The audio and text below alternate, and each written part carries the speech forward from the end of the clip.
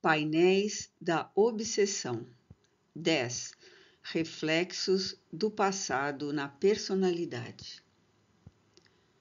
Quando me surgiu a oportunidade própria, não pude sopitar as interrogações que me ficaram, em decorrência da excelente orientação que a irmã Angélica, dirigindo-se aos seus pupilos, a todos por extensão, nos proporcionou.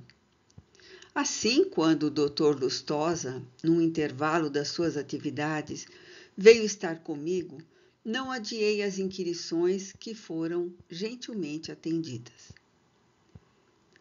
Por que razão? Indaguei interessado. A benfeitora convocou Maurício à participação dos esclarecimentos posteriores à sua palestra? Outro sim, porque o jovem se apresentava com reações psicológicas tão estranhas? Sem qualquer alarde ou artificialismo de quem pretendesse assumir uma posição de mestre ou de sábio, respondeu-me o amigo com simplicidade. Conforme vimos, o nosso jovem tem desempenhado um papel negativo de alto relevo nas ações comprometedoras do casal sob nossa assistência. Nas duas referências sintéticas que nos relatou a benfeitora, ele foi um instrumento maleável para a estimulação das tendências primitivas que geraram os males de que hoje Argos se ressente. Espírito jovem nas responsabilidades morais, estagia em experiências que lhe exigirão sacrifício, para os quais não dispõe, por enquanto, das resistências morais para o êxito que se seria de esperar-se.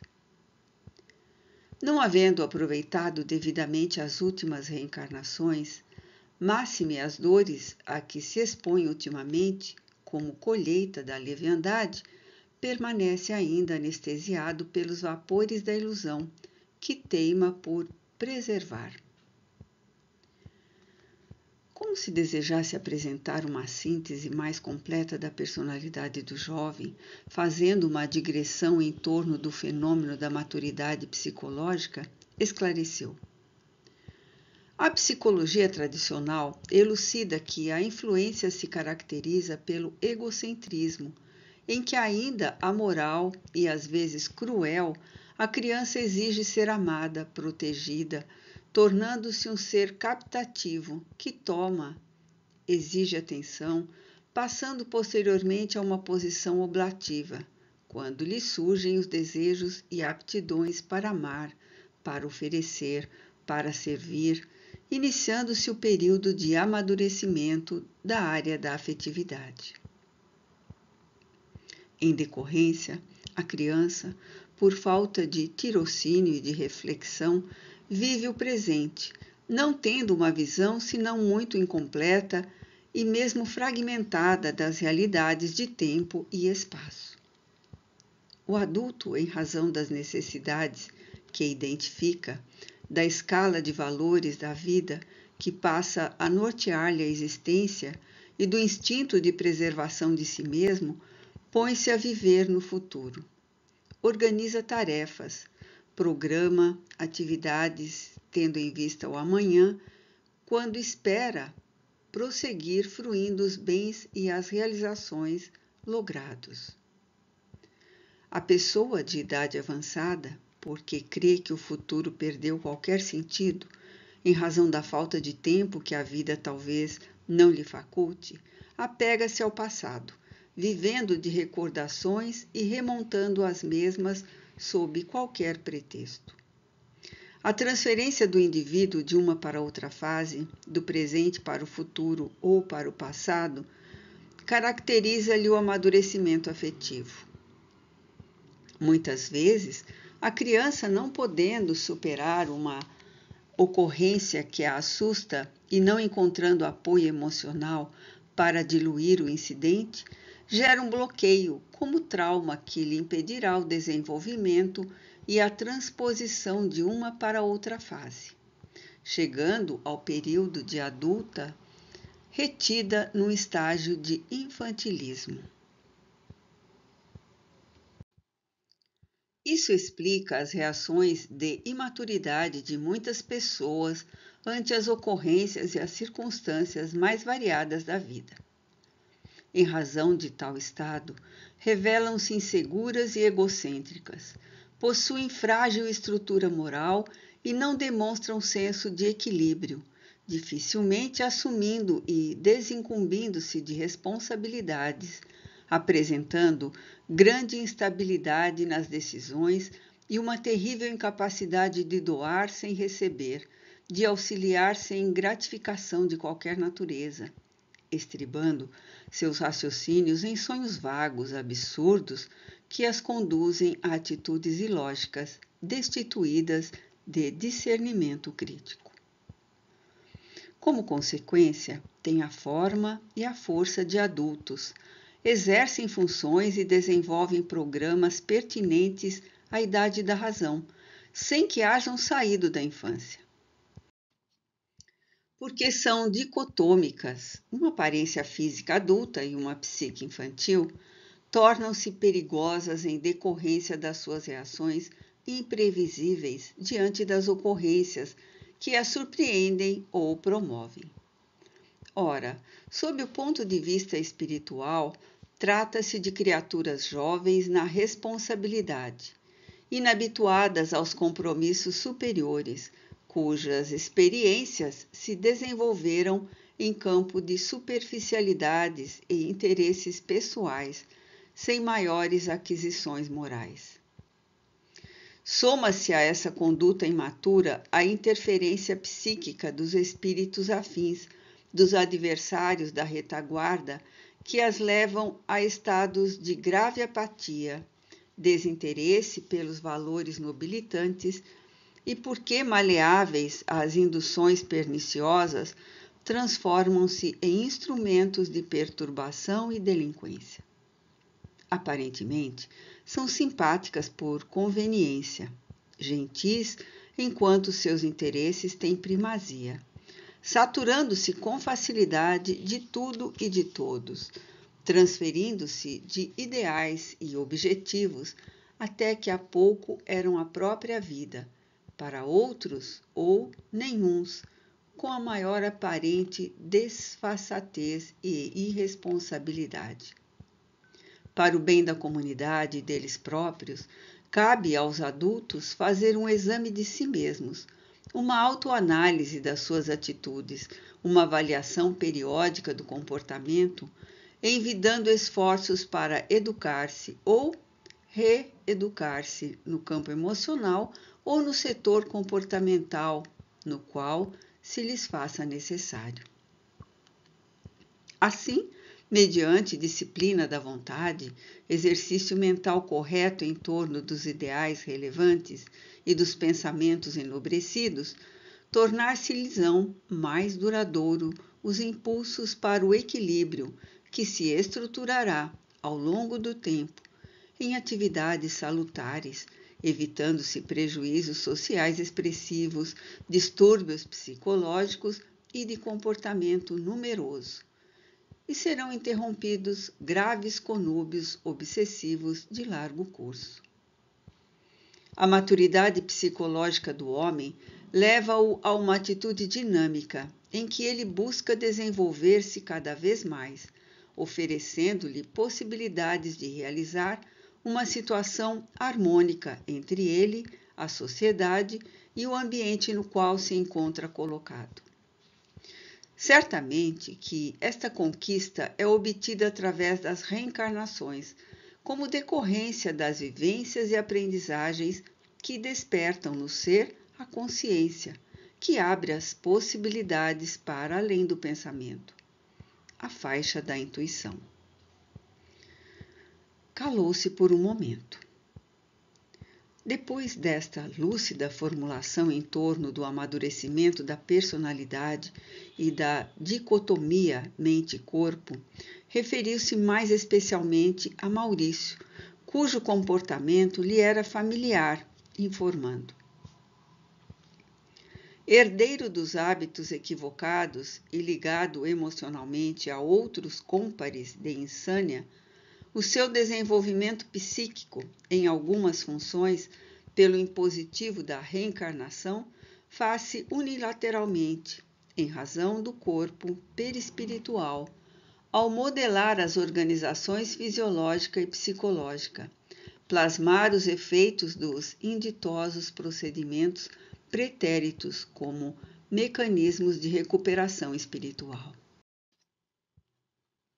No momento, o nosso amigo, revelando insatisfação e desconforto íntimo, com a área da afetividade muito perturbada, evadiu-se do lar, vinculando-se a um grupo de jovens músicos, igualmente sonhadores, experimentando estupefacientes e drogas alucinógenas que lhes desatam recordações torpes, mas os afligindo e perturbando. Oportunamente o visitaremos, a fim de o despertarmos para os objetivos mais nobres do espírito, de modo que ele possa canalizar as energias dispersas de forma útil, ganhando a bênção da reencarnação que o felicita e pode transformar o cipoal de desdita mais enleadora. Oxalá ele mantenha as recordações do encontro da noite e deixe-se arrastar pela melancolia e pela frustração, em face da não colheita de paz e alegrias duradouras no seu atual comportamento, favorecendo-se, assim, com as brechas mentais para a inspiração e a condução dos seus passos em tentames espirituais mais condizentes com os objetivos da sua vida atual. Ante o natural silêncio que se fez espontâneo e porque parecesse aguardando novas indagações, desculpando-me pela insistência, inquiri o ínclito Esculápio. Por que de cólera e surda revolta as reações de Argos antes as evocações trazidas pela irmã Angélica? Ser-lhe-ia talvez melhor que permanecessem adormecidas as ações infelizes de que padece os efeitos?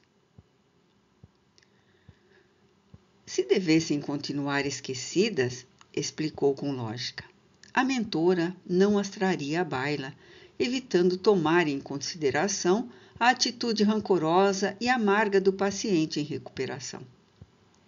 Sabemos que todo fator oculto ou esquecido de trauma, enquanto não liberado, prossegue como bloqueio, impedindo a renovação do campo em que se instala. A conscientização de qualquer ocorrência é indispensável para uma legítima avaliação de resultados que o competente interesse por aprimorar a realização, quando sadia, ou correção do ato pela reeducação e novas tentativas de reparação. Além disso, os nossos conceitos em torno da maturação psicológica da personalidade de Maurício são perfeitamente aplicáveis a Argos, que se revela emotivo em excesso, quando se permite a autopiedade, elaborando esquemas de evasão sob alegações em que o utilitarismo prevalece. E por que as pessoas tombadas em erros, quando são flagradas, costumam justificar desconhecimento dos fatores que as levaram aos enganos, produzindo-se a recordação dos malogros? Do nosso lado, e contando-se mesmo como parcial esquecimento quando dá volta ao corpo, sempre ficam reminiscências que afloram nos momentos próprios, sinais vermelhos na mente, como advertências inconscientes ante novas decisões precipitadas que levam ao caos, receios de prejudicar os outros, dando surgimento a responsabilidades e consciência de justiça. As reações de enfado e ressentimento, de amargura e de cólera decorrem do temperamento apaixonado e caprichoso de quem se acostumou à usurpação sem admitir reproche ou abuso de posição, sem dar lugar à advertência e da arrogância, que não permite a admoestação. A dor, porém, encarregar-se-á de lapidar-lhe as arestas e submeter-lhe a cerviz mediante os limites orgânicos e as resistências enfraquecidas, a par dos contínuos conflitos na afetividade e no relacionamento social, que buscará como fonte de emulação, ressuscitando as velhas paixões, porém, sofrendo rejeição aqui e indiferença acolá, após ser constatada a pouca utilidade que possui no jogo das trocas de valores. Num contexto apaixonado e doente, como o em que vivem largas faixas da comunidade terrestre, para as quais a amizade, a afeição, fazem-se estabelecidas e sustentadas pelos sórdidos implementos das coisas vãs. O nosso Argos tem um largo caminho a percorrer neste quinquênio, no qual a dor e o receio se lhe farão companheiros constantes, trabalhando-lhe o espírito rebelde e comprometido. E Áurea, tornei a interrogação, reencontrará a quem perturbou? Notei-lhe a reação de desagrado em relação ao esposo e de suspeita em referência ao amigo. Não lhe teria sido negativa a evocação dos acontecimentos? De forma alguma, retrucou o perempetório. Todos conduzimos inevitavelmente as próprias experiências. Ignorá-las não significa tê-las superado. A dívida esquecida, por melhor que seja a intenção do comprometido, permanece aguardando liquidação. As nossas, como os nossos afetos, ressurgem pela estrada com as disposições que lhes estabelecemos ou motivamos. Ninguém caminha desacompanhado de parceiros, amores ou inimigos. Renascimento no corpo é dieta para a evolução com os ingredientes necessários à saúde moral e espiritual de cada qual. Sentindo-se ludibriada pelo esposo que lhe ocultou a enfermidade, Áurea desencadeou outras lembranças que ora irá digerindo mediante o uso do medicamento evangélico de que se servirá, compreendendo que esta oportunidade é de reparação, em vez de constituir-lhe um crédito para as alegrias que, por enquanto, não pôde fruir. Recordando-se dos sentimentos dúplices que Maurício lhe inspirava no corpo, entendeu e receou a presença do antigo promotor de sua desdita no matrimônio forçado a que foi levada após o assassinato daquele a quem realmente amava. Um fato quase sempre desencadeia uma sucessão de novos acontecimentos. O mesmo se dando quando se elucida algo nebuloso, que serve de fator predominante na equação de inúmeros quesitos outros que permaneciam como incógnitas. Assim, o simbólico fio de Aridene, da mitologia grega, pode ser a revelação dos fatos que a reencarnação oferece para os enigmas da evolução no labirinto das realizações humanas. Nesse momento, Bernardo veio convidar-nos a visitar um paciente que acabara de dar entrada no sanatório e que fazia parte do grupo ao qual a irmã Angélica prestava assistência. Fomos, portanto, atender ao dever, sinceramente gratificado pelos informes do lúcido amigo.